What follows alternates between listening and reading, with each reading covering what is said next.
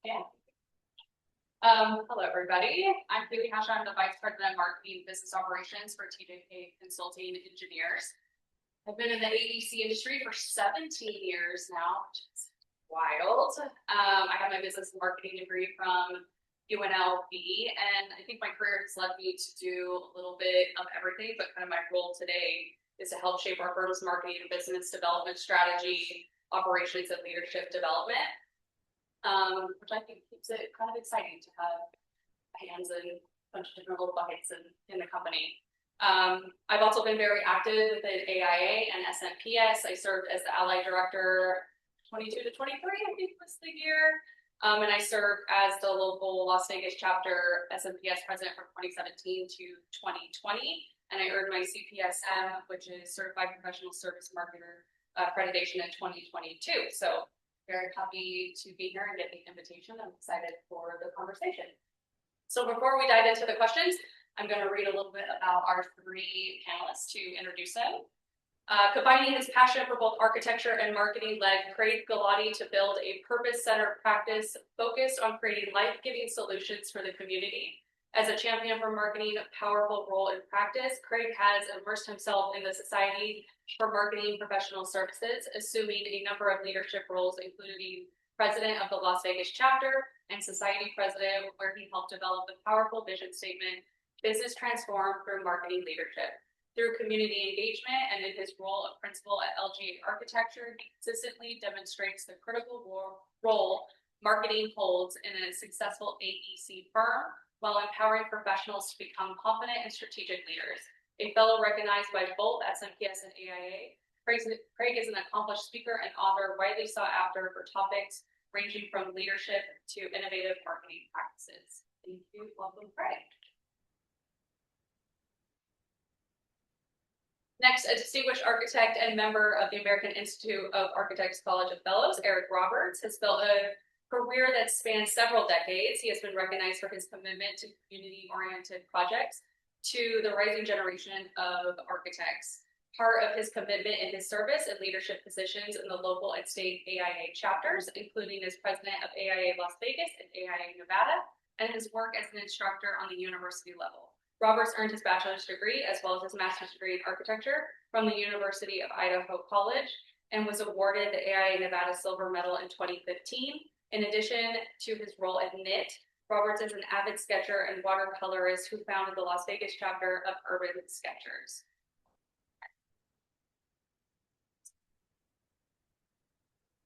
And last but certainly not least, Anne Trobough is the marketing director at TERPconsulting. Anne brings over 25 years of experience in marketing, advertising, and graphic design. Since joining TERPconsulting in 2017, she has built a strong strategic marketing department and elevated the firm's brand within the fire protection industry while fostering meaningful partnerships. Before TERP, Anne owned a graphic design and marketing business for a decade and previously served as an account supervisor at R&R Partners, leading marketing efforts for the Las Vegas Convention and Visitor Authority. She also held various marketing and branding roles at Taco Bell Worldwide as an active member of SNPS Las Vegas since 2017. And earned her CPSM in 2022. She's my study buddy. And is serving as a chapter president currently for the 25-26. So to get us started, if maybe Eric will kind of just go down the line first, can each of you briefly describe your firm, your role, and how marketing and or business development fit into your day-to-day responsibilities? Yeah, so NIT, we originally started here in Southern Nevada. We've got offices now in Seattle, Washington, Northern Idaho, and Moscow, and Salt Lake City. So my role is, I'm the president and CEO now, but I came up through basic channels of being an architect and project manager. My first job as principal was the VP of marketing. And so I've always kind of carried that idea that you are always marketing, you are always establishing brand. I am known for a lot of things in town, sketching being one of them. The other, no one's asked me tonight, but someone probably will, where's your bow tie? There are little things, marks and brands that I was always aware of, that you are making a mark and an impression in every room that you enter into. And so for me, marketing is a constant. Marketing is always on your mind. You are an architect, you are someone who gives service to a community. And so to me, it's just part of the air that we breathe and then we go out. I might not have a specific task in any given room, but I always feel that I have marketing. Echo a lot of the things that you say. I guess a question a little bit about LGA. I've been with the firm since 1988, where some of you were born. That's okay. And LGA, we always try to position ourselves as kind of a different firm.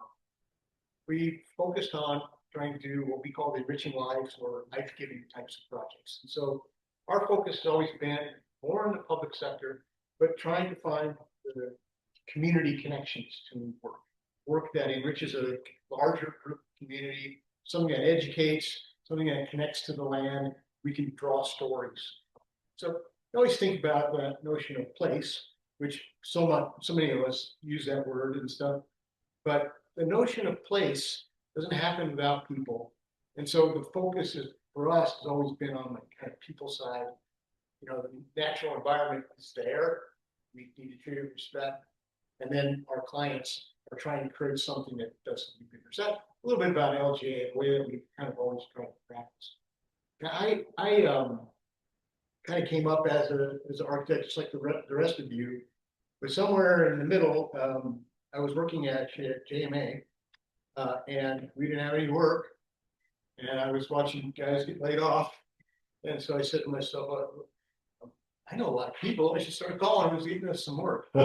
And so I did, and I got recognized for that. And before I know it, that's what I was doing. I was making calls. I was doing proposals. I was doing. Now JMA had a pretty good brand, so it made business development a lot easier. I didn't know what business development was. I was young then. You know, I just looked at all this marketing. I think that's since no difference. But the point, I guess, is that that's what got me recruited to come over to LGA. Is that he wanted somebody to come over and build business and bring the business in so he could manage the business. And then we had lots of guys to do design work and stuff like that. So that's what my path to partner was that. And I found great joy in the pursuit because I always felt the pursuit was very similar to what my favorite part of architecture was, which was broken. And that's about building relationships, understanding needs, trying to understand things. So that's kind of what my path was. Now today, you know, I'm kind of on the end of my career, and our office is fully transitioning to new partners and new leadership. Very proud of that. I'm sticking around a little bit to help with the transition, and you know, I still get phone calls. I still have a lot of relationships, networks, and Yeah, thank you. I work for TERPconsulting. As Kayleigh mentioned, we are a fire protection engineering firm. We specialize in fire, life safety, and accessibility. We do have 5 offices across the country. We also have a presence in Saudi Arabia and Europe. That's our new market for Europe. So my day-to-day, my 100% role is marketing and BD. So that is what I do all day, every day. And I kind of came upon working at TERP kind of in a, I don't know, left turn, U-turn. I'm from Southern California. I was working at Taco Bell worldwide in marketing. I absolutely love my job. My next step was going to be to go to LA and I was working on a lot of producing television commercials on the client side.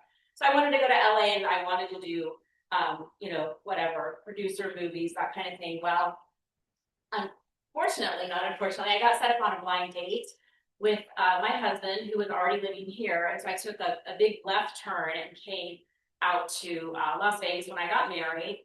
And I was fortunate enough to get a job at R&R. So that really gave me a client side perspective and marketing Las Vegas. So that's kind of how I started out in Las Vegas. And I feel like a lot of that I've been able to, those experiences bring over to TERP. When I owned my business, I was friends with Jim and Tisha, the owners of TERPconsulting before. And they said something to the effect of, I was kind of tired of running my business. I was kind of seeing what else I might want to do in Vegas. And they said, well, we're growing. And we really need a marketing person. We don't know what you'll do, but please come over and we know you'll figure it out. It's my first time in the AEC, so thank goodness for Kayleigh and those in the SMPS world that really got me up to speed, because although I knew marketing and advertising very well, I knew absolutely nothing about the AEC. So that was a tremendous help for me to just get involved. And so I don't even know where I was going with it anyway. So I started at TERP, and then I've been there since 2017 and really have enjoyed doing the whole business to business, and BD was also something new for me. I'm by nature, I am somewhat shy and I do not like being up in front of people, but through the years, just forcing myself to get involved, be on different boards, you know, and now being the leader of the board has really helped me blossom. So if any of you feel like I do and you'd rather be in the corner right now, just get involved. The more people I know, kind of the more responsibility I have, it really has helped my marketing and BD strength in the AEC. So that's kind of, I don't know, that's basically how I ended up at TERP and how I've been here and been able to meet some really nice people in the AEC. Within your guys' firms, sort of what does the marketing structure look like? Do you guys follow a formal strategy, or is it more organic? Eric, we can start with you again. Yeah, it's kind of a mix, I guess. For us, obviously, we have a strategy, and we would have what we would call our ideal client that we would obviously like to work with all day, every day. And then we have the reality of what life brings us. It's not always ideal clients; they're just clients. And ABC ranking. yeah.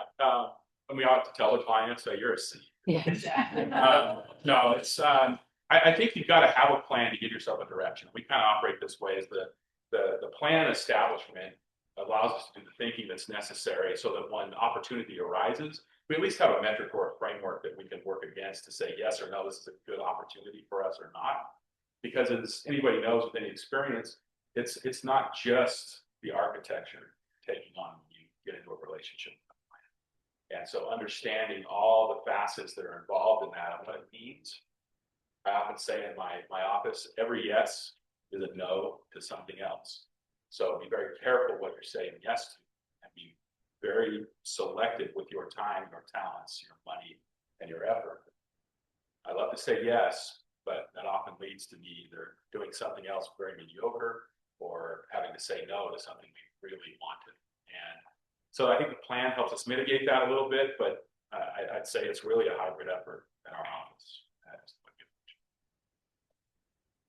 Well, I think our marketing structure, it's not too different than many firms. We have a marketing director, we have a marketing manager, we have principals that get involved in setting marketing direction.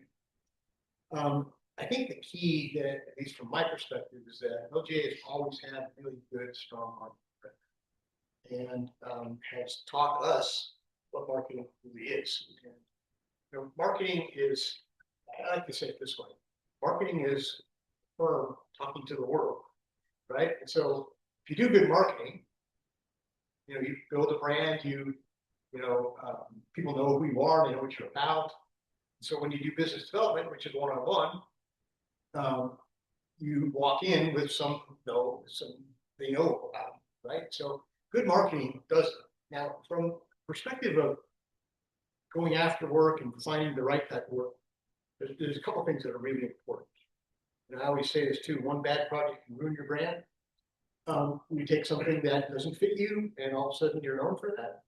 So you got to be really, really careful. So you need to spend some time to figure out what it is that you do best. What is it you do better than anybody else, and why? When you know that, your markets become pretty clear. And we spent a lot of time on that. I want to credit Brittany too for kicking us in the butt coming out of the recession when we were looking at just about survival, right? And saying we need to be more focused. And I was a little bit nervous that the more focused we got, the less work we get. It's actually the opposite. The more focused we got, the more work we found. And the work we found was the work we wanted. And so that's kind of where I look at. On a business development side, the firm's in transition now. It's been a rainmaker model. That's been me. And I came out of the recession, the only one that knew how to get work, so I got work. And Now it's moving more to more collaborative style, and I would say it's probably going to be more of a seller doer, where people that do the work are getting the work too. So I'm starting to see that transition in our office. Jason and Lance are doing a lot more. Alexia's doing a lot more. Brittany's still kicking butt. So I think that's the kind of the direction of us. But we know who we are. We also know who we are. And we know what jobs to go after. You're not going to ever see us working on the strip. That is not us. We don't do hospitality. We probably never will. There's too many other good firms that do it. And it's not our bag anyway. So you're going to see us going at visitor centers and libraries and, occasional school, the right school, not every school.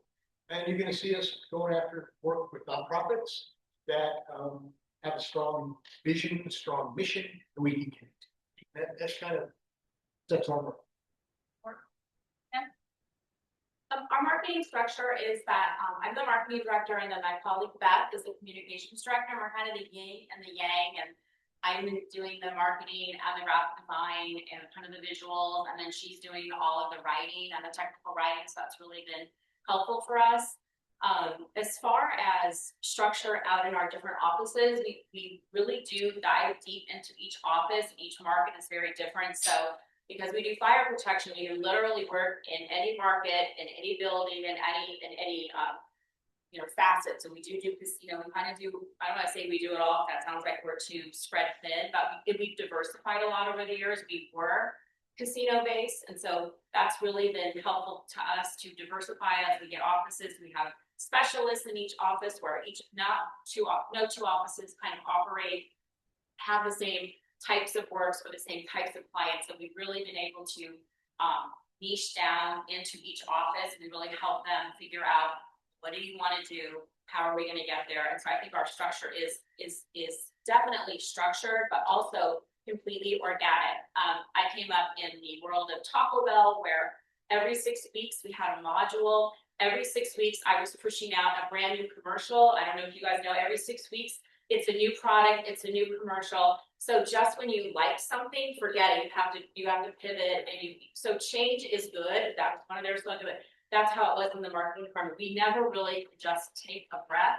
Something was always going to change. There was always a new product. So I definitely believe that you can't just, push something out there and rest on that. We're always trying to come up with something new, something exciting. I know it's fire protection and I know it's the ABC, but we try to just bring that little, how do we differentiate ourselves and how can we push things in what we're in charge of? And I think that's kind of how we like to run things. Is yes, it's structured, but it's going to change, and you've got to be with it. You've got to perceive it and figure it out. And with you sort of being more in the weeds of the on the marketing side, how do you, when you want to do something, how do you get leadership to buy in, but also make sure that it's in line with the firm's overall picture goals? I think the first thing I think is that, the principals have to trust their marketing people, because if I bring something, they might be skeptical. They might be like, well, okay. But I think that they trust in me and in Beth to come up with the plan. And then we pitch it, but sometimes they're on board. When I first started, I wanted to really do a push with the website and SEO, and our principal thought it was snake oil. And he thought, what have I done? Who is this girl? What is this snake oil? So we really started to put some expertise into it. And we were going from just a few leads a year to now, he is all over the SEO and just can't get enough of what's happening? What are the metrics? So that's another thing that we do. We keep metrics on everything. So now I can say that our website is generating more than 400 leads a year and more than $500,000 this year on its own, new clients. And it's just thanks to, my partner Beth doing a lot of the SEO writing. So that I think obviously if I pitch something and maybe it's not worked, then you have to pivot and change and regroup and how are we going to fix this? But I think that the number one thing is that they just have to have the trust in people that, it's the same for everything. You have to have trust in the people that you hire, or you might as well not have them. So someone that I was working for didn't have trust in me and didn't want me to at least, try it, then I wouldn't be happy, so. Do you guys create annual marketing and business development plans, and how closely do you stick to them? It's a more important question. We can go kind of back this way, Craig, if you wanna. Well, I don't know if I believe in annual planning. Because the world doesn't stop on December 31st. It's doesn't. We should be having it planned and always tweaking it as you go. And so I think at first it starts out knowing who you are, knowing what you're about. Next thing is building key relationships in the areas which you want to work. And those don't stop and start, they're ongoing. So I think we can still plan year to year because money does sell. But from a marketing perspective, I don't see us that way. I see us more fluid, more organic, more focused on what's the right pursuit at any given time. And we know when budgets are coming out, we know when, the annual lists are coming out, and we know those things. They just kind of plug in along the way, but you should be out and all the events you can be at, be building relationships, and those should be kind of constant, likely. Yeah, I agree with that. I think we kind of budget for what we're going to do during the year, but it's the thing I struggle most with, and maybe to get a little bit to what Ann said, is I think the farther up you get in the company, the more times people come to your office to ask for money or something. It's like out of teenagers, and it's the worst thing is not having a plan for it, right? And I think what Craig's even saying here, and I think there's an important point, knowing what you do well and having a pitch that is well thought out, and you can make the business case, as Ann said, but that fits into who you are, right? To doing that thinking, that's where you can start to put money in. I think for the young people here, for the fellow side of this, you might not be doing this for a firm right now. You can do this for yourself. What is the differentiator for me and my firm? And thinking about that exercise on the level of you, because the worst thing architects do, and I see it all the time, is I mean, they just have that, right? I can figure out any problem. And that kind of thinking just leads you to wheel spinning. Whereas if you can niche down to understanding who you are on some level, there is so much power in being free to say no to this and yes to that. And so that's where I think the marketing effort really sings, because there's a budget that actually is being leveraged for a direction you want to go, not just for the next shiny object that comes along. Because, oh, hey, there's an SOQ, or oh, hey, there's this event. It looks really fun. No, everything needs to have a plan and structure. And so I think, yeah, they kind of go together. Can't plan too tightly. Don't allow the serendipity of life. Can I piggyback on that? Yeah. Because I think you hit a really good point. When you know who you are, it makes it easy to say no. Right? I mean, I always joke around that a good marketing director can say no, and a great marketing director can say no. I don't know how much I've learned over the years, how much money you can waste on a pursuit that you never had a chance to get. And even if you got it, you might be kicking yourself.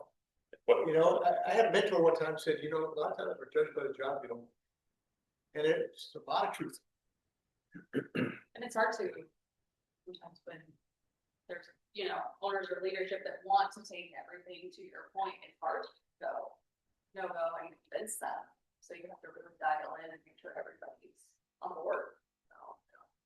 Yeah, do you guys have so for our annual plan type of thing, we're in the process of working on some things right now. We do meet with each of our offices, and we do try to, like they're saying, every office has niche down into what specialists do you have in your office? And we do cross pollinate, and everybody does work for other offices, but mostly we know certain offices are specialists in this or that.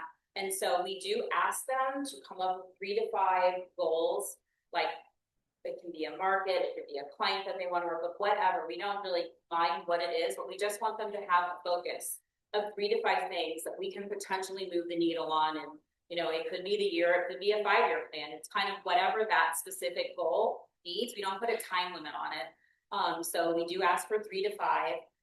We talk those through the, I turn them into SMART goals because I just don't want a goal out there that, you know, doesn't have measurability, doesn't have the steps. How are we going to get there? Then we also do have a proposal and a sales goal for each office. So how many proposals can you send out? What is your sales goal? No one is bonused on that. No one is, you know, in trouble if they don't hit those goals, but it's just something that we can, it's like a path, like where are we going and how are we going to get there kind of thing. So we do meet with each office every month, and I do a real quick check with them, like, okay, goal number 1, where are we? And what's your next step? Just to kind of keep it top of mind, because I don't know about you, but sometimes I can make these goals and they go in the drawer, and then in like 2 years I find it and then I forget. So I find that if we keep these goals top of mind, that they might make a little bit of inroad. And if they haven't, like, hey, what can we do? Do you need some help? That there's a lot of outreach, you know, how can we're there to help them. They're our clients.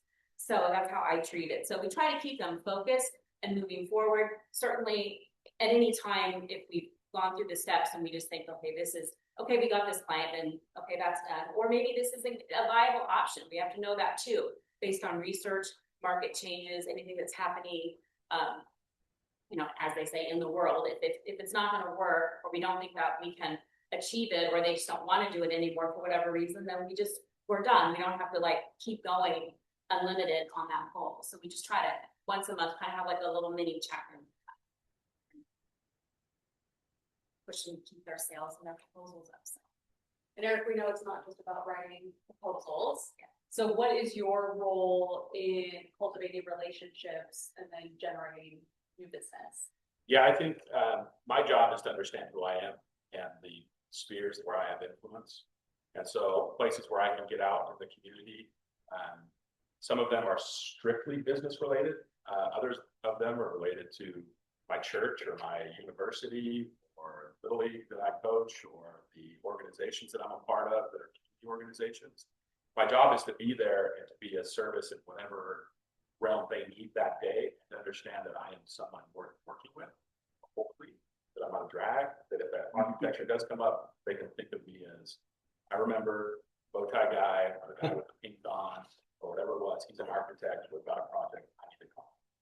So I don't always have, sometimes I'm involved in the direct project business development, the one-on-one pursuing a project. But from the marketing side, my job is to be out in the industry showing that Nick or Eric Roberts is somebody that does good things and we want to work with. And that's a 24-hour-a-day job. I agree with that. I think you find, you know, we all have passions, right? I mean, beyond business. And I think, you know, if you follow those passions, you'll sit on those kinds of boards and you'll go to those types of events. And generally that stuff all connects at some point. So I always think that as a principal in a firm, as a marketer, mindset, business developer, my job is to have good radar and to be somewhere and be able to sense what's going on, hear something, see something that might generate another question, another conversation. And so, you know, I can't stress any more about finding things that you like to belong to. I've been on the Vegas Chamber Government Affairs Committee 23 years, and it's because I love government affairs. But brought a lot of work in on the people on that board, because they get to know them, you're there for a particular cause, and one conversation leads to another. Before you know it, they're in your office, you're talking about it. That's with everything too. I mean, I go to my kids, I went to my kids' soccer games, not to find work, but I've come home with work before. My wife had surgery. And in the recovery room, the doctor talked to me about doing an expansion of the hospital. These things happen when you have relationships. You build relationships. And relationships then carry the day. You know, it's like, I mean, he and I, we compete all the time, right? They have a little very similar approach to when we go out there and sell some job. So I've lost projects to them. We've won projects from them. And I think the common denominator in all of us, they had a strong relationship. And that kind of works. You know, I remember we used to talk about doing a go, no go. we'd say, do you have a relationship? If you don't have a relationship, it's automatic. It's an automatic no. If you have a relationship, points are double because that will carry the day. So I can't stress enough about that. Not about texting, it's not about social media connections. Yes, they're great. And yes, they can help you set the tone and set a brand of who you are, your personal brand, and things like that. One-on-one conversations of sitting next to somebody, working together on something that you both believe in. That's where you build real relationships. I would agree with both what Craig, and Eric said. I think that for me, I think that building the relationship, it has to start with the relationship first and not like business. Like there's nothing worse than someone walking up to you, okay, you kind of have to get to know the person and not be the one that no one wants to talk to in the room. I think for our firm, what I've tried to cultivate is kind of like what we might call spider web relationships, where I have a relationship with my counterpart in marketing. I want to make sure that the technical people have a great relationship with their counterparts so that we get kind of like entrenched in relationships with different firms. We want to make sure that we know what's going on, that we be on a teaming opportunity. So also, if you only have one relationship in one firm, then if that person leaves, then you kind of have to start over. So I try to have everybody make sure that they're keeping their counterparts, relationships going. And as far as my role, also besides that, is just going out in the community, like they mentioned, and trying to have friendships outside of just, it's not always all about business. Who can you call when you have a question that you might think you should know that, having those kind of relationships, business is going to follow, but having the friendships first, I think is good. And then like they kind of repeating myself, just getting involved in the different things I are passionate about. SMPS has been a great fit for me to be on the board. I don't know, 7 years now, so I'm probably getting tired of being on the board, but I just think finding something that you enjoy, those relationships are going to follow, and then the business will follow that. In your guys' experience, what makes a marketing approach successful in our industry? How do we measure success? Well, I think a lot of what Craig said, the relationships, especially in Nevada, it doesn't really matter north or south. It comes down to the relationships on the win. And I think if you're pursuing something for passion, because you are passionate about your ideal client, where you're wanting to go, and that's the work that you are after, I don't mind if I lose on a relationship to Craig, because I know that what I put in to that effort is at least going to someone that is going to care as much as we did, and it's going to be a good addition to the community, right? I mean, we compete, we're architects, we compete with each other, but beauty is beauty, and better community is better community. I get a little bit upset when it's someone from out of state that takes the job, and I know that there was two better chances sitting there for that. That's not great. But I think success for us is being clear about who we are and putting our best foot forward in that opportunity. I don't control the results. I don't control the committee that says, yeah, you won the job or you didn't. I don't control the other price or the qualifications that the other firm put in. For us, if we put our best effort forward and we felt that we did the right approach, or the right people on the team, and we lose, we lose. That's all right. But I think because we understand who we are, we're going to win enough to be okay. So success, I just can't put it on the result, but it's got to be on the process. Right. I'm hearing Brittany say, Craig was as bitter as a grapefruit. Okay, so that doesn't bother me in reality. So I have to accept it. But at the end of the day, I'll shake the hand when don't need us. I feel they have to do something.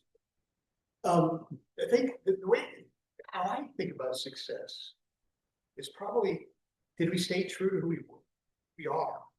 Did we make the right offer? Did we make it in an innovative way? Did we have enough knowledge and relationship to be able to make it? If we've done those things, we usually win. When we don't win, in most cases, it's something we could control. We either didn't know the hot buttons, didn't know what the client was really looking for. We thought we did, we made it up. we didn't have as strong a relationship as we thought we had, or we had a wrong relationship with the wrong person. We had a great relationship with the organization, but not with the person that made the decision. So those kind of things are really important. And I always think it's really important. Did we make the offer that we wanted to make?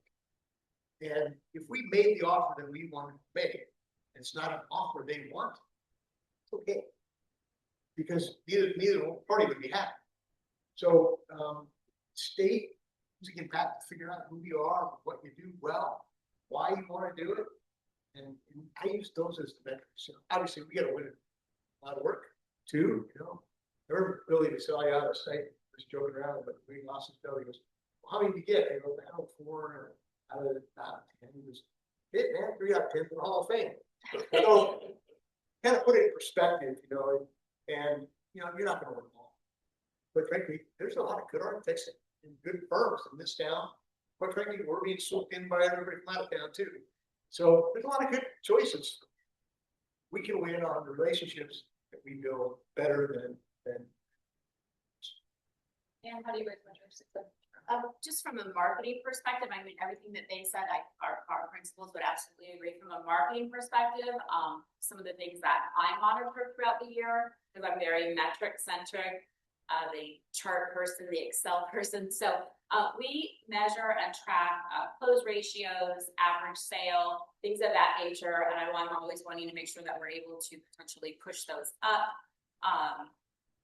You know, win-loss ratio, we do that by overall company, and then we break it down by client. We also look at clients to see if, you know, if it's consistent, who are our top clients, how many jobs are they giving us, try to keep a pulse to make sure that those relationships are well structured, or if there's something that we see that we might want to be like, what's happening here, maybe XYZ happened, maybe it's out of our control, maybe it's something that we need to go back and have someone has a relationship chat with them about. So it just really depends. But for us, just kind of just looking at the metrics to get a pulse of the company, and you know, where are the sales, where are the proposal rates, and just keeping an eye. We have you know, a good 8 to 10 years of data, and so that can really help us figure out where we are, what's happening in the markets. They're out of your control again. But I'm kind of more of the numbers. I absolutely agree with everything they're saying, but just me and what my role is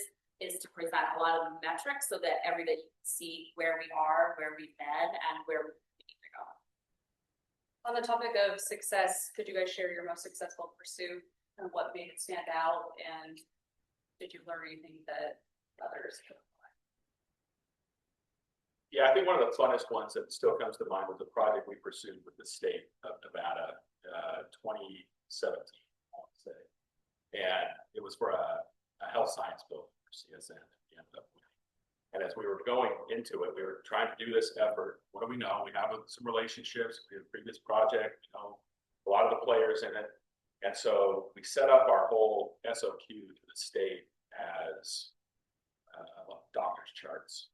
So the whole thing was broken down as doctor's charts. And we went into the interview with charts that we read from, give everybody charts. We kind of played into this idea of nursing students are coming in. I just remember having so much fun with the idea that we're already doing more than just a dumb SOQ that you got to follow their stupid format, right? Stop saying those things. We're in the creative mindset to go. And it turned into a great project because it had opportunities that they caught the fire of this creativity before we even won the job. It's one of those where you walk out and say, they're going to call us and tell us we start, right? You just knew from the interview that it was on nails. But I think that was one of those times when the right people came together, the right ideas came together, who we were coming in. I'd like to say they're all like that, but they're just not. The works keep us very structured. They do.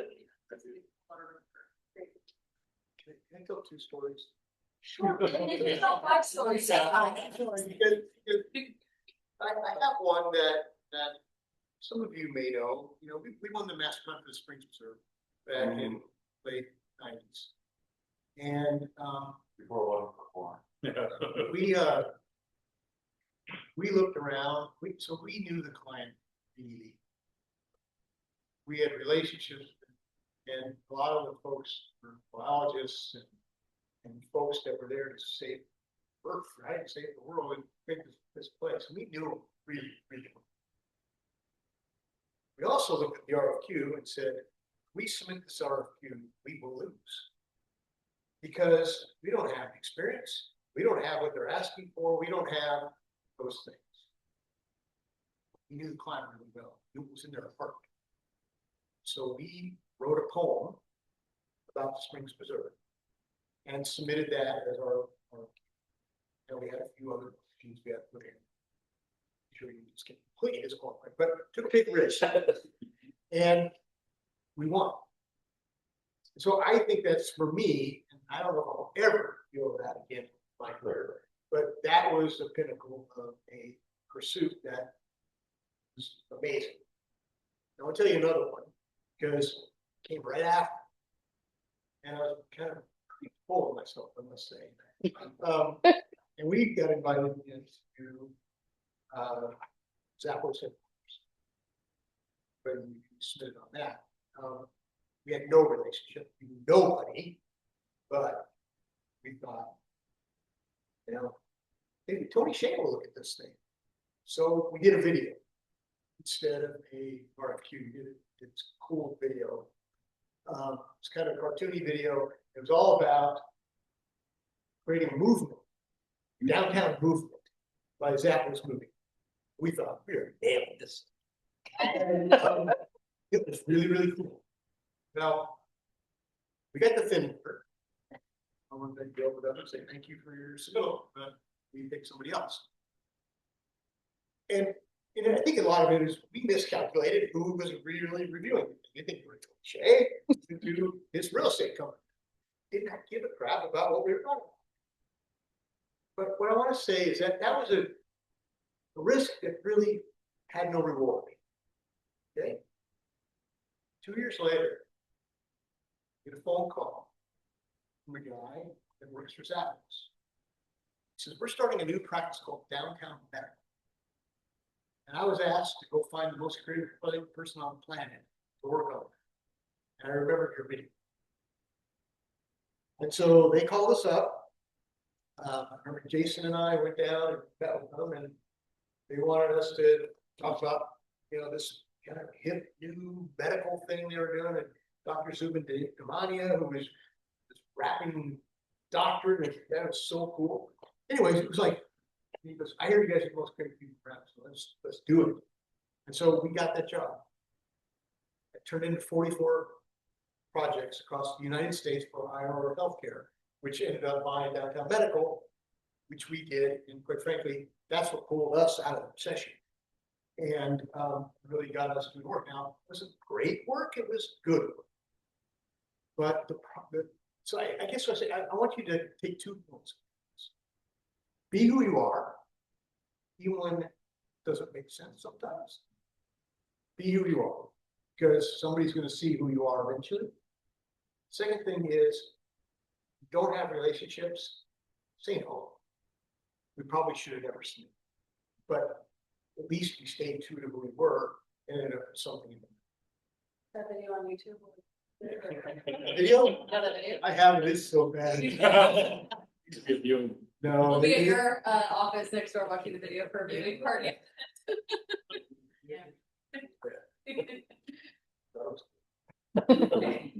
And do you have a successful pursuit? I sure. So for us, majority of the time we are asked as a specialized engineering firm to be on a team by you all. So thank you very much. And that we're kind of a smaller piece. We give you what you want, and that's great. And then we don't really have a lot of control. But we do also pursue things on our own. So real quick, one successful story that we're kind of that we're extremely happy about this year is one of our offices. We hired someone that had a lot of healthcare background. This office didn't necessarily have a lot of healthcare, but we knew that was something, one of their goals, one of their 3 to 5 that they wanted to kind of pivot to. So we did a lot of market research, figured out who the players were, what we needed to do, who he knew in the market, and kind of just over time, I think we developed like we call them one sheet, which is like an infographic for how we could, what we've done already in healthcare and other markets. Anyways, we got all ready. And we sent our specialist out to the various healthcare offices, and he had some success. So that was great. We were very happy. One nationwide healthcare company really took hold, and he was able to go in there and show them the benefits of using us, how we can save them money, you know, all the things that the benefits, how we can stand apart, what our strengths were. Anyways, they just kept giving us more business, which is fantastic.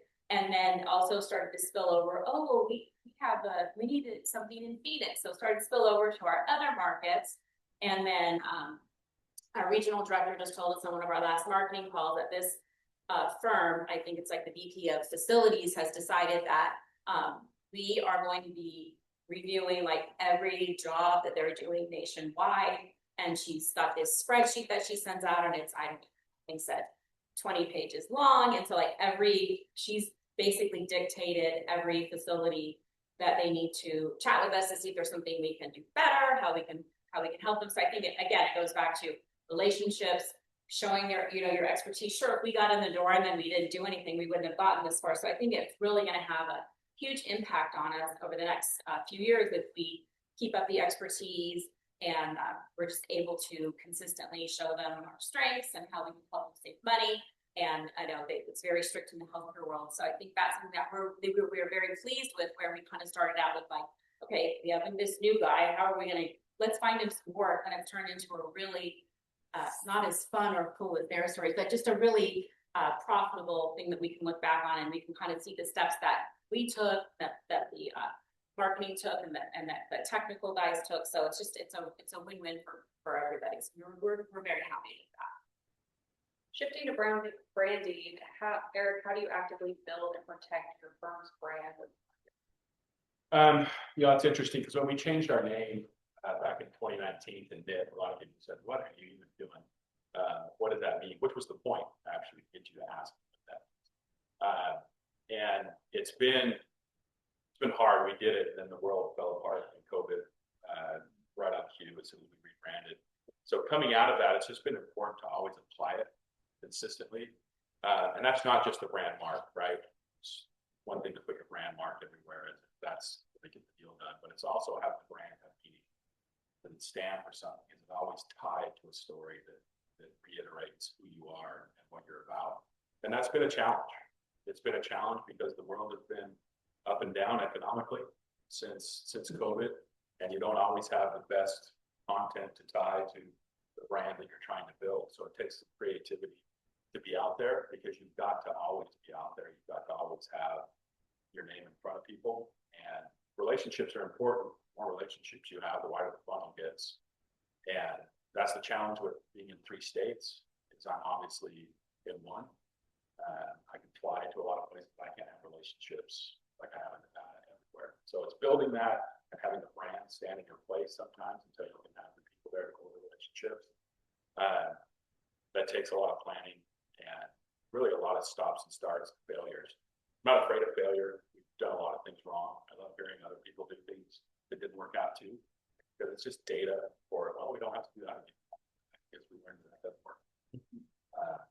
It sounds like you guys maybe have, because you rebranded, your brand building, something you like invested, right? So it's a little bit different than like maybe how it could grow organically through your work, or sort of was it kind of like moving at the same time? Yeah, it was hard because we took, right, those of you know the evolution of our firm, it was Swisher Hall, 2 gentlemen, to SH architecture, where we leaned on this SH word, which just got banned by everybody. I'm sure people use our name as a cuss word.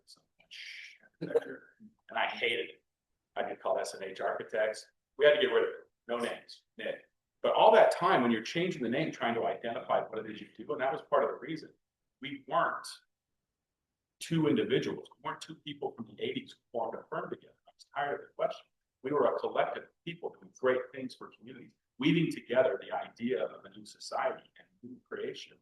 And so putting that out there is great in one hand, but you can also get rid of all that content of 40 years because people don't know how it's tied together. So it has been an exercise of, hey, yeah, we're this, we are these things now, this stuff that can bring it behind of we have experience with these places. And that's not always evident. Steve Switcher and Ron Hall when they decided to they asked me to come with this, but I remember the logo, yes, they were making A's look like dollars. And we all had a lot of fun with that, and I went to school with Ron, so, yeah. Yeah. Greg, how do you guys protect So, your brand? so I guess first of all, I don't ever think about the name of the firm or font or color or whatever it's brand. Brand of the firm is how we deliver our promises, right? And we want to be known as a firm that provides life-giving solutions to community needs, right? And when we're doing that, we're living our brand. That's the brand that I care about. I know all of us in our office care about. And so, there's one thing about making promises, which we all do every day. And there's another thing about delivering promises. Brand is about delivering the promises. When you deliver the promises that you make, we're all good at making them. You deliver them, develop brand marketplace. That is not just principal of the firm, the marketing director. That's everybody in the firm has a role in building that brand. And so if you're working for a firm right now, you should understand what their brand is. What are they trying to do? And make sure you deliver that every day. I wear this bracelet, says because I said I would, which is really means something to me, because if I say I'm going to do it, I'm going to do it. That's, I think, how we deliver things. And yeah, I think we have cool colors. I think we have good logo. I think we have a nice name. We ended up going with the alphabet soup name like everybody else, but it was a smart move because Ray Lucchese, who's the founder of our firm, Lucchese, then it was Lucchese Galati Architects. And when Ray left, couldn't be that. And Ray didn't even want to have a share and stay involved in it also her stuff. So I remember Alex was helping us at the time a lot. And I want to come up with a new name. I had a crazy name. Alex said, no, there's too much brand in LGA. Because even though you were with Pizza Galati Architects, everybody called you LGA. Anyway, funny, after we became LGA, everybody called us Pizza Galati. But that's another story. The point is that it still worked. And thank you again for that advice. I think it's the best thing not the best, but one of the best. What's that? Sorry, previous. Anyway, anyways, I think, like I say, that's how you deliver a brand. Yeah. You deliver brand by saying what you're going to do, doing it consistent with consistency, who you are, what you believe in, doing it every day. All right, that was it. I agree. I'm totally kidding. I was gonna say, from a marketing perspective, again, I'm thinking more of my marketing hat versus like I'm not the principal of the company. So again, we do things that want to protect the brand against some of the traditional things where we have brand standards. We have the boring stuff like a style sheet. We try to make sure that those things are utilized on the branding that we push out, reports that we push out. We want to make sure that everything is the same standards. People know what they're expecting, so that the reports all look the same. You can find things, all of the things in the same places. And I also do think that the brand is the people, and I think that that our principal is Jim Begley. He's kind of a brand on his own. He perceives himself going anywhere. So people are always like, why didn't you bring Jim? Where's Jim? So I think that Jim, is for good or bad having one person that's kind of your brand.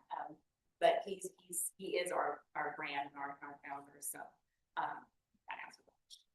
I didn't even minimize faults. I did. I actually couldn't believe that. Thank God, Ricky and Anna. Someone has So, Yeah, I think that. exactly. On the same side.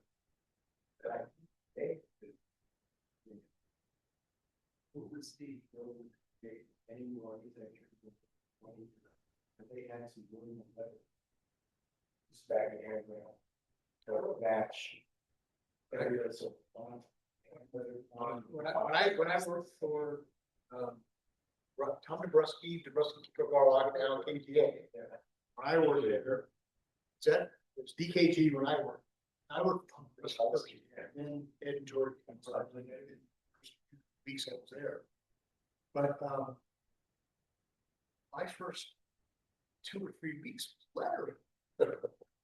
Because they would not let a set of drawings go out that didn't have the same exact lettering. I mean, there's some beauty to that too. I gotta say that back when we drew by hand, it was an art. And, you know, I believe in art. So, yeah, but really think about it. He made any more money. Didn't get him any more work. But anyway. Effectively, that was your style sheet. Yes, yeah. One last question, and then I think we have time to open up for Q&A if there's any. How do you see the role of marketing and business development evolving in architecture firms or consulting firms over the next 5 to 10 years? If it's too long, too far out? No, I think there's troubled water on the horizon in that organizations are becoming less and less prolific with people. People are spending less time going to organizations in the community. People are spending less time. I mean, look at the AIA, even the amount of meetings and interactions that we used to have. It requires face-to-face. It requires time spent. And I think it becomes more and more difficult to know all the people you need to know when you have to have a laser focus to go and approach them at their workplace or at a lunch. Meetings, organizations, community events are great opportunities to meet multiple people. And architects, because of what we do in communities, need those opportunities to go out and see and to meet people. And if you're not finding in your career the opportunity to have an event every month where you can see more than 2 or 3 people who aren't the same friends that you saw last month, see your friends. But there are things that you should be out building a network. I think there is going to be a real difficulty for firms to market to people they don't know. And as that separation starts to grow between the firms and the people that we serve, I think you start to get requests for proposals that are not understanding what the problem actually is, because you don't have friends, an architect to help craft it, and to understand what you're asking for out in the field. And it's starting to create more static, I think, in the industry. I really hope that somehow we can get back to the pre-COVID ideas of being together, of finding moments to meet face to face, because that is one of the biggest things that architects need. Can I add a little to that? You mentioned something share. What's this big mission statement? Other people to get together, causing what we call collisions. It's that serendipitous connectivity between creative ideas and connecting. Could be one. The different product meetings are online and seem to be increasing by the day, just because it's so easy to get online, but is it of the same value versus going to 6 people do an email while 2 people talk, or like something else trying to say. in person? No cameras, it's not great. Right. Well, I think the future can be good, for you to say that. And I think, you know, there's a lot of talk about AI and a lot of talk about things like that. And I'm not against it. I think it can be used right, be used to help, and it can be a good tool. But I don't want to see that's how we're evaluated by an AI. I worry about that. I think relationships can help get us through that. You know, I hear people talk about, you know, it's business to business. No, it's not. It's human to human. Okay? There's no corporate thing that's talking to another corporate thing. It's people. It's people. And we need to stay solid in our human and use our human gifts. We like to get together. We like to talk. We like to slap each other on the back. We like to have a beer. We like to be friends. Stay with that. I think things will be good. If we turn it out into AI models determining are writing our proposals and other AI models reviewing our proposals, and committees of 50 people running it through their own AI models to determine who's going to win, we're all going to be in bad shape. Because we'll regress to the lowest common denominator. And really what architects do is elevate human spirit, elevate life, elevate the reason for being. We create the places that people want to be and want to interact. And we can learn from those that they teach. And I think we got to stay focused on that and not get caught up into this computers and do everything for us. I mean, I don't think I can agree more with what they said. I think AI definitely has a place. I think it's got some positives, but I don't want to take it too far. Like Craig said, it'll just be AI in, AI out, no human interaction. I think that the human connection really we need to keep at it. I try to have my board meetings in person, getting a little bit of pushback, but I'm trying to keep at it because I see my kids who are in college, and I remember the first time they were like, "Mom, we're going to be in IRL." I was like, I don't know what that means. What does that mean, IRL? Like in real life, I was like, oh wow, they have, like something about meeting their friends, and I'm like, okay, it's like in IRL. And I was just like, how do I do it? So anyways, I feel like they're so content sitting on their computer with their headset. Like my son is like walking around with his headset on constantly, and I'm just like, you need to get out into the world. I think if we can keep encouraging, especially in 5 to 10 years, I mean, there's going to be kids that, I don't even know. They're nervous about like calling someone on the phone is almost like, Mom, why are you calling me? So we need to, like, is the human language going to go away? Are we going to be able to write? Like, so I think those of us in the room just need to keep pushing it, or it's just human connection just needs to reign supreme over everything. Otherwise, doomsday, like we're mentioning. So that's what I'm Biggest thing, the relationships, IR. relationships. Let's keep the movement going. I'll be printing the t-shirts next week. With the right one. Yeah. Right on. Exactly. It's a new firm name. Put that There you go. I like it. Yeah. Do you guys Alphabet. have any final thoughts before maybe we open it up to group or? I would thank you all for showing up. This is pretty much Yeah. lather about Eric and I are on the committee for this fellows forum, and I had a dream a long time ago that fellows need to get out, and not that many of us, but we could make an impact by teaching the next generation. And this is an attempt at that. We're not that hard to get a hold of. You can call us. You need something, pick up the phone, send us an email. We even do text now.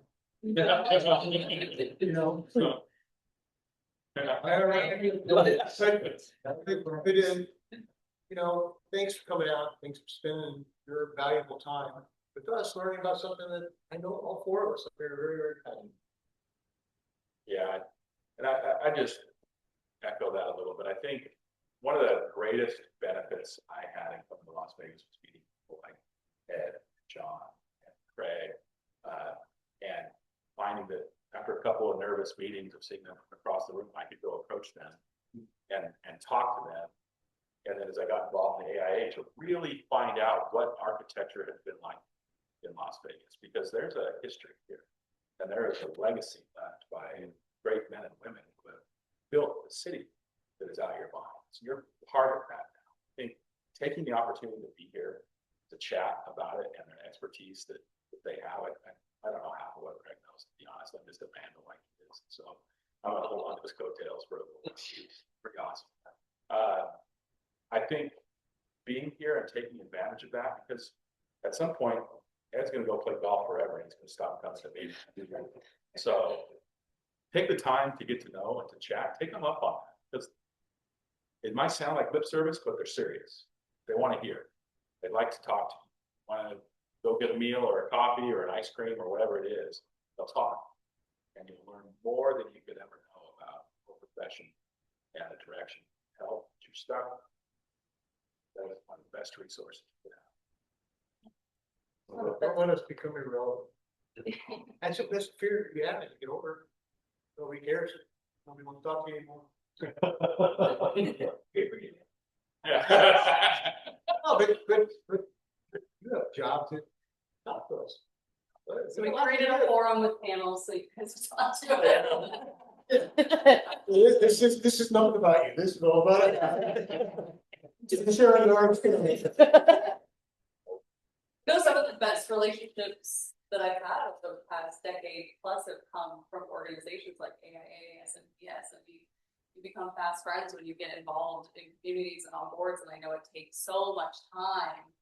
But when you show up, those really cultivate, and they're there to help. You don't become competitors, and it's not just a client, it's really helping each other out, bounce off ideas. So yeah, if you're not involved deeply with community organizations, it is something you have to. You just get so much more out of it than just sort of being on the sideline. So any questions from anybody?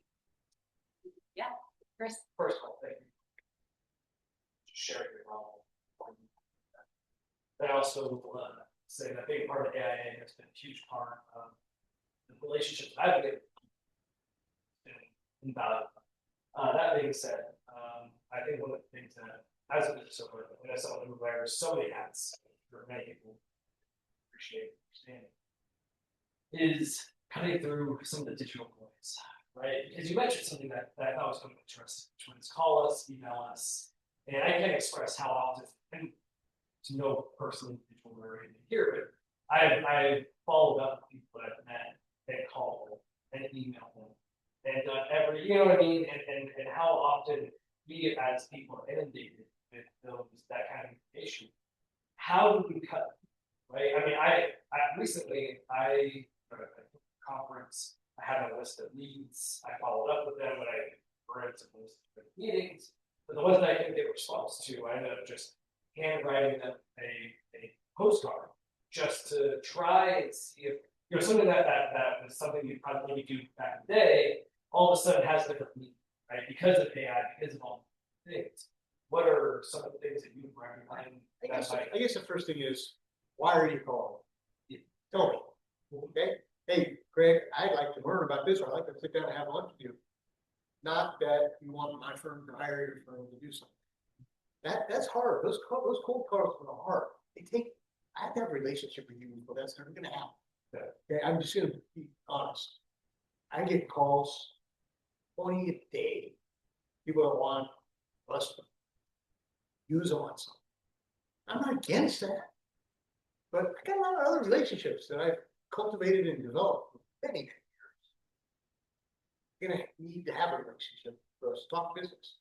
So let's be humans, be friends. Let's go have coffee. Let's learn about your kids. I'll tell you about mine. Let's do that kind of stuff first. Let's do that dance. Let's get to know each other. Then we can talk about business later. I think often young professionals think you have to cut to the chase, get the deal. Don't work that way. You think it might work that way, don't work that way. You go back and watch original Godfather. When the guy comes in and wants him to do the favor.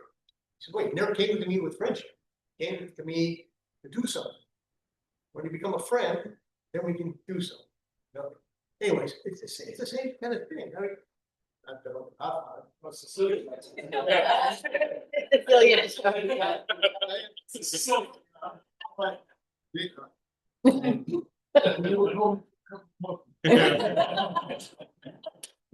never invited me to your house. Yeah. Yeah, exactly. So I think put it in the email. I agree with you. There's a lot of clutter, a lot of stuff.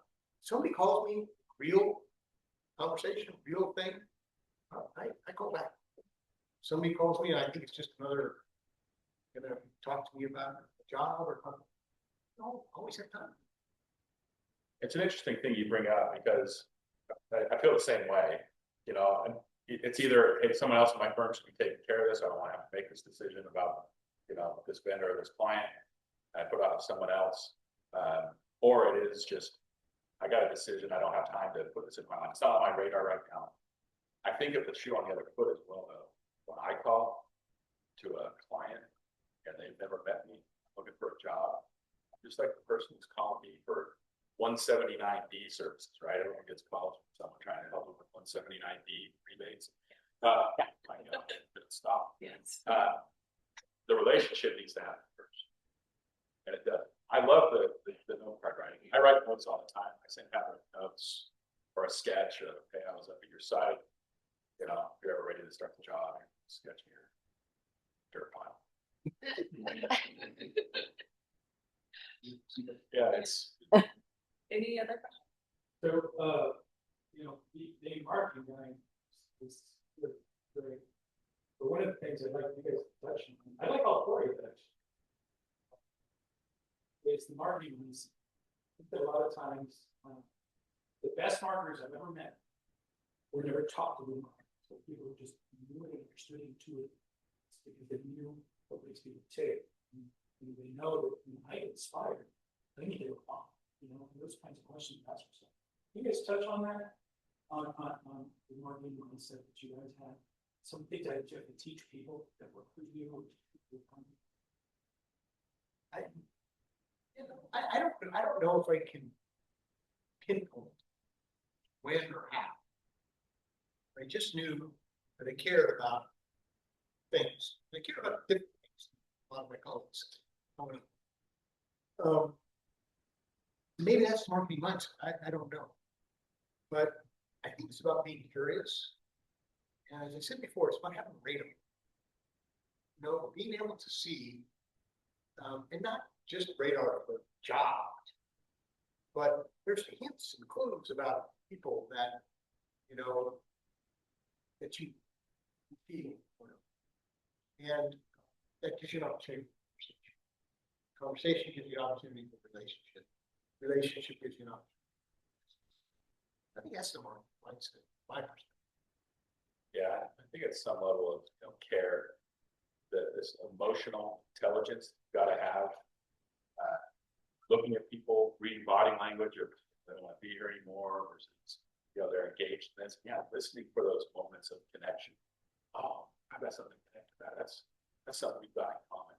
And it starts with care beyond a project. It starts with, I really like this guy or this gal, and they're great to talk to, and hopefully they've got some architecture one day. But if not, hey, I got a great person I can call up for coffee, right? And just go hang out. I think if you can attune yourself to those opportunities in the world every day and put yourself in front of people, opportunities arise. And I don't know if it can be trained or not. I think it's something I've always felt. I've always enjoyed the presence of other people. But I got to think if you got the desire to want that, find the skills to do that. I think you and Dexter had some friends.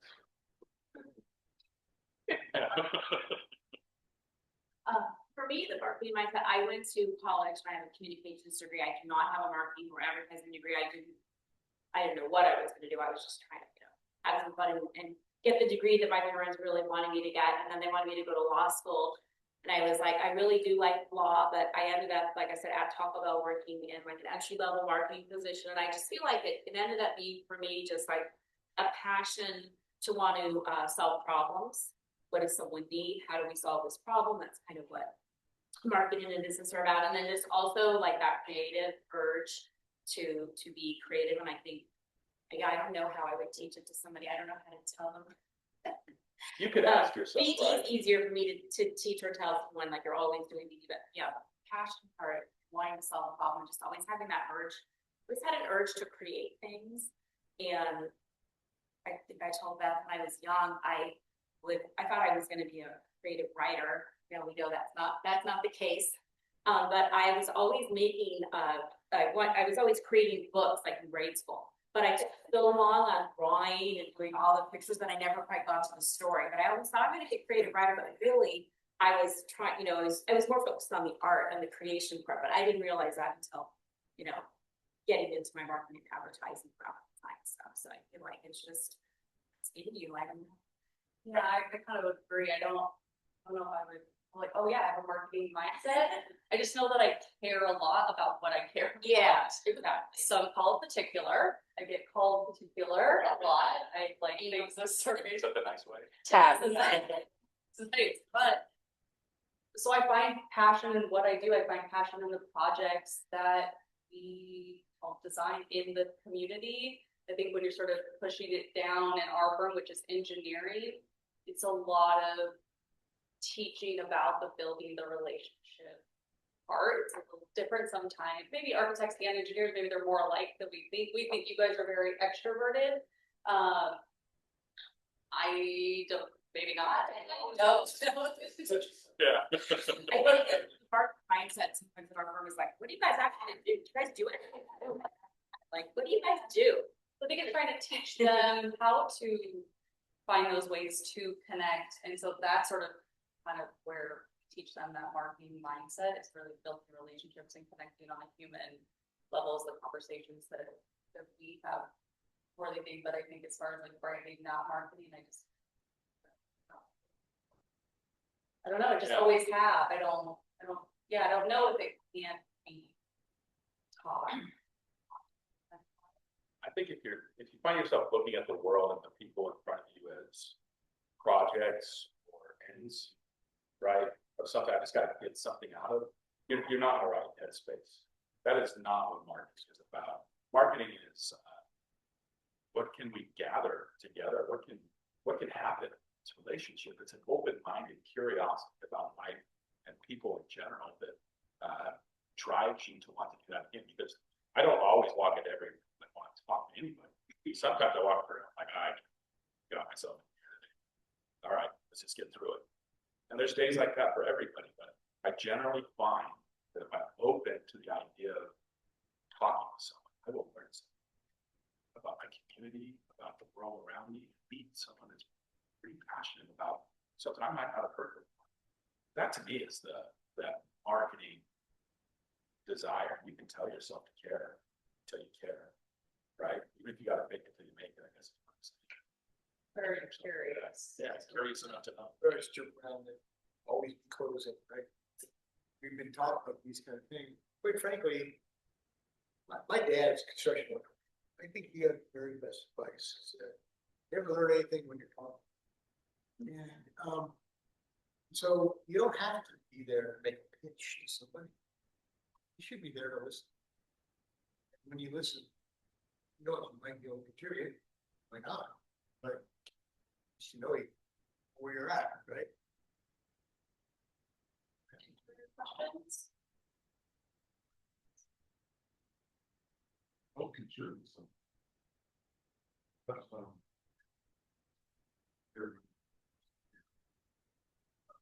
that's tend to talk about marketing business stuff, like it's conjoined. Here, she said, you will. I'd like to hear buying PC. But it's great, you kind of touched on it already, so they caught it, but it's really different. And I will one thing more. But with the market mindset, it's I mean it's not necessary. But what's here you manage something you can't measure all the metrics and all that stuff. Marketing mindset, that's not it's art. Art is stuff here.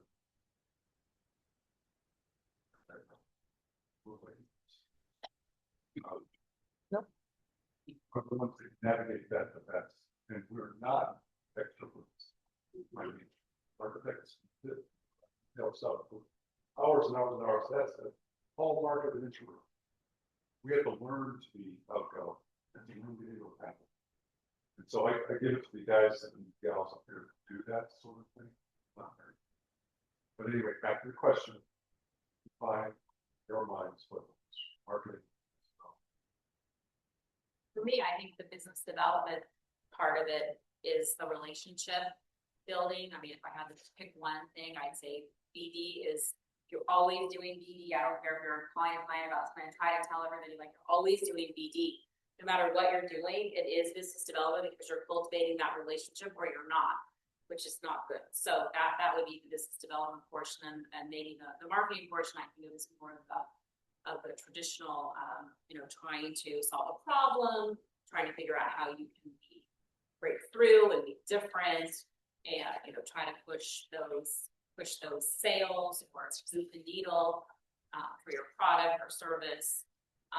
Where I think BD, my separation is that it's more about relationship and not the sales necessarily. Yeah, I think the simplest terms, marketing is like the water in the ocean. It's kind of what everything's been in business development, great white shark, or it's a whale, or it's a fish, whatever. And I guess I would just say if I meet a great white shark who isn't wet, we're not marketing, right? Because they should all be wet. They should all have heard or seen us before I ever get to meet the shark. Or your business development. It's about marketing. Marketing is setting the tone. It's connecting your values to the marketplace so that people know what your firm is about, why you practice. And we all are different, right? And that's beauty. And then making sure that the marketplace knows the differences between your firm and somebody else's. If you do a good job at that, this is kind of easy. Because then it's just about being friends. And you already know about you. You don't have to make a pitch. And we have a comment, and we have there's an opportunity together to go out with something. And you don't know. I like the water. Yeah. That's a metaphor I've not heard before. Yeah. Get a horse with the shotgun, right? Oh, yeah. Shotgun for marketing. It's the white cars out there.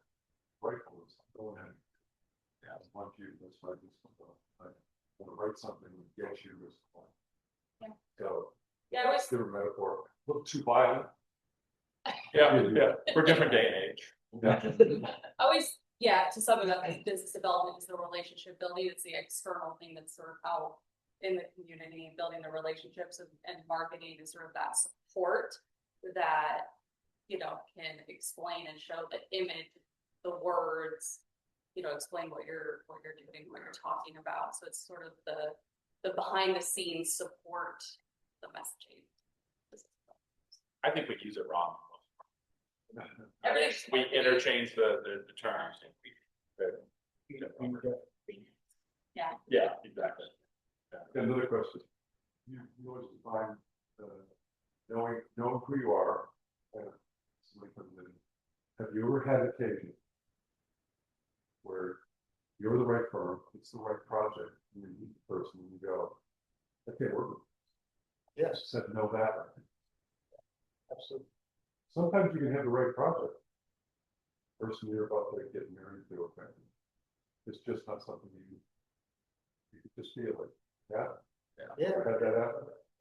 I know we've had ones where we've taken and found out dearly how bad that was. And then we've had ones that we got smart enough to say, what, not gonna fly. And there are projects you want to do, projects for clients that you really want to be associated with, but human to human, not every human gets along. We had courted a client for 6 to 7 months. We're out for the interview, walking to their office. It's a great project. And I sat down, family business. And I sat down with the owner, and I don't want to get into politics, but this is 2022. And he says, yeah, we were all there January 6th. I was in the Capitol. And I thought, there's no way I'm selling this back at the office. We're done. Because it'll come out again. And I had to go back and say, yeah, we're not going to pursue this anymore. It's not going to work out. And yeah, we saw the project go on. We missed it. But I knew my people would not, be no way. We did a really good job.